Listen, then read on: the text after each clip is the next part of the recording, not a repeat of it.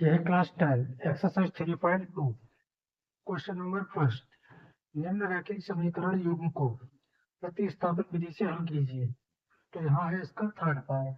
ठीक, इसको दो पार्ट हम पीछे कर चुके हैं, यहाँ करेंगे थर्ड पार्ट।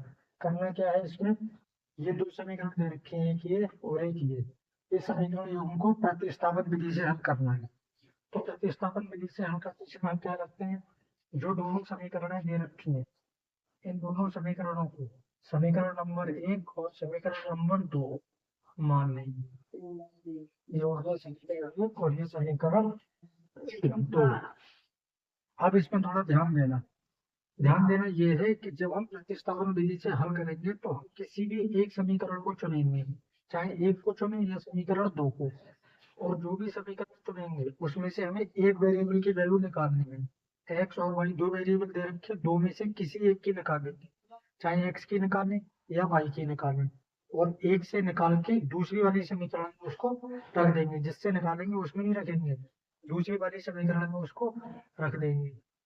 अब कैसे करना है, दोनों में से कौन सी समीकरण चुने। तो ये है 3x-y। यहाँ x के साथ नंबर, यहाँ y के साथ कोई नंबर नहीं। यहाँ x के साथ नंबर और यहाँ सॉरी यहाँ y के साथ नंबर। तो अब ऐसी समीकरण चुनना जिसमें कोई भी एक वेरिएबल तुम्हें अकेला मिल जाए। तो ये y वाला अकेला मिल रहा है तो हम इसको ले लें, जिसमें अकेला होगा उसी समीकरण को चुनना, उससे कैलकुलेशन करने में आसानी होगी। समीकरण 1 से क्या है, समीकरण 1 3x minus Y is equal to 3। अब इसमें से जो भी अकेला वेरिएबल हो, चाहे एक्स हो या वाई हो, उसको तो वही रोक लेना। ये माइनस का वाई, इस नंबर को उठा के दूसरी तरफ ले जाना। ये तो 3 था ही इधर, इस 3x को उठा के इधर लाएंगे तो ये यहाँ प्लस का कोई साइड नहीं तो प्लस होगा। जब ये इधर आएगा तो ये माइनस हो जाएगा, ये बराबर की दूसरी तरफ जाने पर उसका चिन्ह बदल जाएगा। अब ये वैल्यू हमें यहाँ प्लस लिखनी थी, पर ये है माइनस, तो इस माइनस को हम इधर ट्रांसफर करेंगे।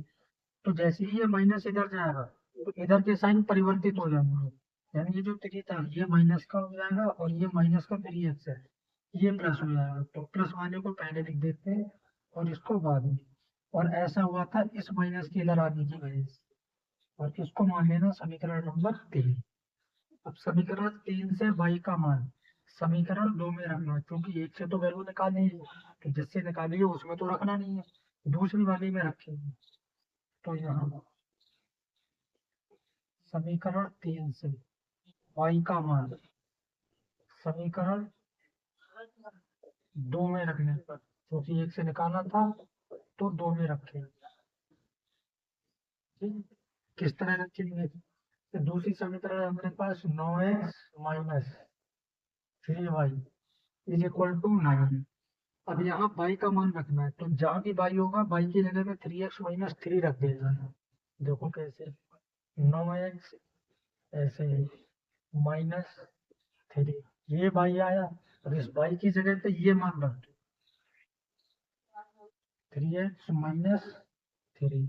अब y की ये दो पद की वैल्यू है तो उसको ब्रैकेट में लिखेंगे, एक पद की होती तो हम ऐसे ही बना के लिख दे, बराबर में 9।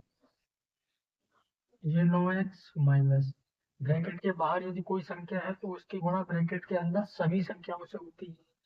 3 की गुणा 3 से, 3 तिया 9x, 3 तिया 9x अपनी जगह वैसे ही। इसकी गुणा इससे करेंगे तो ये माइनस का 3, ये माइनस का 3, माइनस माइनस प्लस, 3 तिया 9 बराबर में 9। अब जब इसको हम करेंगे तो जो 9x से 9x क्या होगा हमारे पास, कट जाएगा, बचेगा क्या 9 बराबर 9। यानी यहाँ क्या हुआ, ना तो x का मान आया ना y का मान आया, तो ऐसी स्थिति में ये समीकरण का कोई हल नहीं है।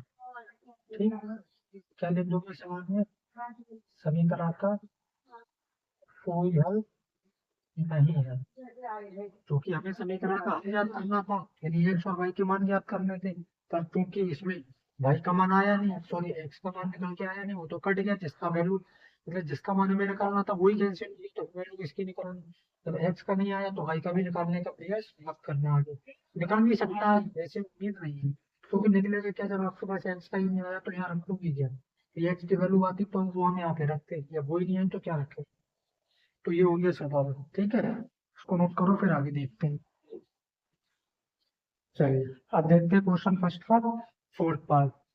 तो फोर्थ पार्ट में भी हमारे पास दो समीकरण दे रखे हैं, हम दो समीकरणों को नोट कर लेंगे, ठीक है। एक को समीकरण एक मानेंगे और एक को समीकरण दो।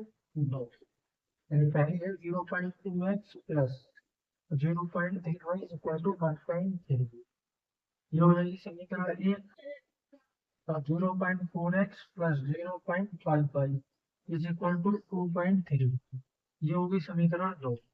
अब इसके बाद अगला काम हमारा जो है, अगला काम है हमारा इसमें से कोई वो वेरिएबल की वैल्यू देखना जिसमें उस वेरिएबल के साथ कोई नंबर ना, यानी वो अकेला हो। तो एक्स के साथ नंबर, यहाँ वाई के साथ नंबर, यहाँ भी एक्स के साथ नंबर, यहाँ वाई के साथ। पहले अगर तो ये कब यहाँ तो सभी के साथ नंबर है तो हमें एक चुनना ही है। कोई भी समीकरण हम ले सकते हैं, समीकरण एक ही ले लेते हैं, कोई भी लेगा फर्क नहीं पड़ता। समीकरण एक कितना है 0.3 प्लस 0.31 इज इक्वल टू 1.3, ठीक। यहाँ से हमें एक वेरिएबल की वैल्यू निकालनी है, चाहे एक्स की निकालें या वाई की। तो हम एक्स की निकालते हैं, वाई को दूसरी तरफ भेज देंगे, ठीक। ध्यान से समझो क्योंकि इसमें पॉइंट भी है, थोड़ी कैलकुलेशन जो है अलग तरह की होगी इसमें। 0.2 में इसको इधर ही रखेंगे, इसको इधर भेज देंगे। ये जब प्लस का है तो इधर आके माइनस का हो जाएगा। हमें वैल्यू केवल एक्स की चाहिए तो ये 0.2 भी यहाँ से हटाना होगा। ये कैसे हटेगा, तो ये नंबर इसके साथ गुणा में है, क्योंकि इसकी और इसके बीच में कोई साइन नहीं है, तो अगर कोई साइन नहीं है तो क्या होती है गुण, और गुणा का कहाँ जाता है बटे में, ठीक। इसको मान लेना समीकरण तीन। अब समीकरण तीन से एक्स का मान समीकरण दो में, क्योंकि एक से निकाला था, समीकरण तीन से एक्स का मान समीकरण दो में रखने पर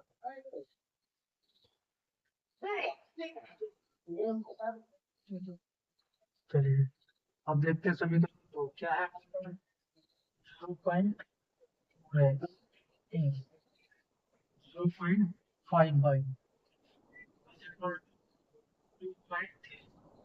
ये है समीकरण। इसमें हमें एक्स की जगह पे ये वैल्यू करनी है, एक्स कहाँ पे है ये। तो पहले तो हमारे पास कितना है 0.4, यहाँ एक्स, एक्स की जगह पे हम कितना रखेंगे 1.3 माइनस 0.31 अपॉन में 0.2 ये पूरी एक्स की वैल्यू है, तो एक्स की जगह पे इसको रख देंगे, एक्स की जगह रख दी फिर प्लस, और ये 0.5 इज इक्वल टू 2.3, ठीक है।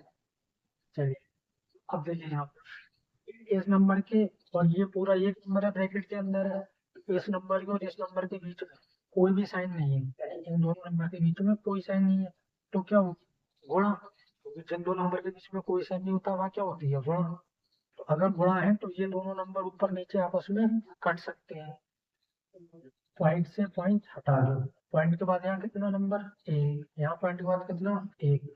अगर कम ज्यादा होता सपोज करो ऊपर होते पॉइंट के बाद दो नंबर, मान लो 2 होता, यहाँ केवल 2 होता, तो ऐसी स्थिति में यानी पॉइंट के बाद जिधर भी नंबर कम लगे ऊपर दो नीचे एक, तो नीचे एक जीरो बढ़ा देना, जिधर भी जितने नंबर कम लगे तो कम वाली जगह पे जीरो बढ़ा देना, उतनी जितने की ऊपर वाली संख्या ज्यादा हुई उसी संख्या बराबर हो जाएगी। अब हम इसको काट देंगे, ये बचा चार ये बचा दो, दो एक कम दो, दो दूनी चार, यानी यहाँ तो आ गया तो 1.3 माइनस 0.3 प्लस 0.5 इक्वल टू 2.3, ये नंबर इससे कैंसिल हो चुका।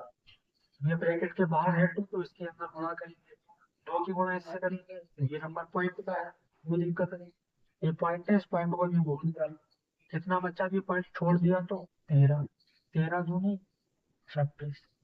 अब पॉइंट लगाना है, पॉइंट कितने संख्याओं के बाद था एक के बाद लग जाएगा। इसी तरह यहाँ से देंगे पॉइंट को भूल जाओ तो 3 बचा, दो तीन 6 और यहाँ पे 22 था।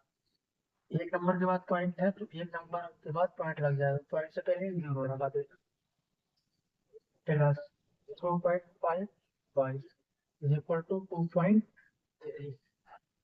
अब ये दोनों y के नंबर है तो इनको इधर ही रखना है। 0.6y माइनस प्लस 0.5y, ये 2.3 और ये इधर आके माइनस हो जाएगा क्योंकि ये नंबर है तो नंबर की तरफ जाके माइनस हो जाएगा। अब इनको इसमें से घटाएंगे क्योंकि माइनस का वाई ये प्लस का वाई, तो प्लस माइनस क्या होता है, घटता है। अब घटेगा कैसे, तो 0.6, पॉइंट के नीचे पॉइंट लगाओ, पॉइंट के उधर कितना है 5, 6 में से 5 गया, एक पॉइंट के नीचे पॉइंट यानी 0.1। ठीक, और ये माइनस का नंबर बड़ा दिख रहा है तो -1। ठीक, अब यहाँ तो ये सिंपल था तो घट गया, लेकिन जैसे बताया गया पॉइंट नीचे पॉइंट लगा के ही नंबर लिखना, क्योंकि कभी कभी क्या होता है कि सवालों में एक सवाल में नंबर ज्यादा है, एक वैल्यू में नंबर कम है, तो फिर जो है वहाँ पॉइंट लगाने में दिक्कत होती है, क्योंकि आप क्या करते हो कि इधर से संख्याओं के बराबर से संख्या लिखते हो। ऐसा नहीं है, ऊपर अगर 3 है तो 3 लिखी जाएंगी पॉइंट के बाद, नीचे पॉइंट के बाद 2 है तो पॉइंट के नीचे पॉइंट, फिर 2 हाफ की जगह खाली छोड़ दी जाएगी। ऐसे करना है, ये नहीं कि इधर से करोगे, गलत हो जाएगा सवाल। पर इसको घटाएंगे तो यहाँ कितना है हमारे पास 2.3 और यहाँ 2.6, पॉइंट नीचे पॉइंट उधर 6 इधर 2, घटाएंगे तो यहाँ 9 13। पर ये क्या हो रहा है, उल्टा हो रहा है, क्योंकि बड़ी संख्या में से छोटे घटाएंगे। ठीक, 6 में से 3 गया 3, 2 में से 2 गया 0, तो कितना बचेगा 0.3। किस में से घटाया था, 2.6 में से, ये नंबर बड़ा है तो उसका साइन माइनस, तो माइनस लगेगा। ऐसे यहाँ पे ये माइनस बड़ा था, माइनस, माइनस से माइनस क्या होगा, कट जाएगा, y बराबर 0.3। y का मान निकालना है तो मान खींचना पड़ेगा क्योंकि गुणा में है, पॉइंट से पॉइंट हट गया, बचा क्या y बराबर, बचे में एक बचेगा पर उससे कोई दूसरा नहीं करोगे, तो y का मान कितना होगा 3। अब इस y के मान को हम कहाँ रखेंगे, समीकरण 3 में। जब y का मान समीकरण 3 में रखेंगे तो वहां से x का मान प्राप्त हो जाएगा। यहाँ से लिखना y का मान समीकरण 3 में 3 देखो क्या है, x इक्वल टू 1.3 माइनस 0.3 है अपॉन में 0.2। y का मान कितना आया 3, x बराबर 1.3 माइनस 0.3, इन दोनों के बीच में कोई चिन्ह नहीं, गुणा y की बजाय कितना आ जाएगा 3, क्योंकि y का मान 3 बटे में 0.2, x बराबर 1.3 माइनस 3 3 9, पॉइंट को बोल जाओ फिर एक नंबर के बाद पॉइंट तो लगा देना, पॉइंट से पहले 0 लगा देंगे, इसमें से इसको घटा दिया तो फिर वही चीज। अब देखो क्या करना है, यहाँ पे कितना आता है 1.3, पॉइंट के नीचे पॉइंट, इधर लो, इधर 0 था लगा लेना, इधर डायरेक्ट 13, 13 में से 9 गया 4, और 0 पे 0 गया 3, इसके नीचे 0, कितना आ जाएगा 0.4, प्लस कीजिएगा माइनस, तो बड़ी संख्या कौन सी है ये, तो प्लस की संख्या बड़ी है तो प्लस का बचेगा, पॉइंट से पॉइंट हटा देना, 2 1 2 2 3 4, ये x बराबर 2 बटे 3 और इसे साधारण आप लोग लिख दें। तो ये हो गया हमारा फोर्थ पार्ट इसका कंप्लीट, जिसमें x और y के वर्ड में प्रतिस्थापन विधि से ज्ञात करने के जो हम बात कर चुके हैं। ठीक है, नोट कर लो आप इसको।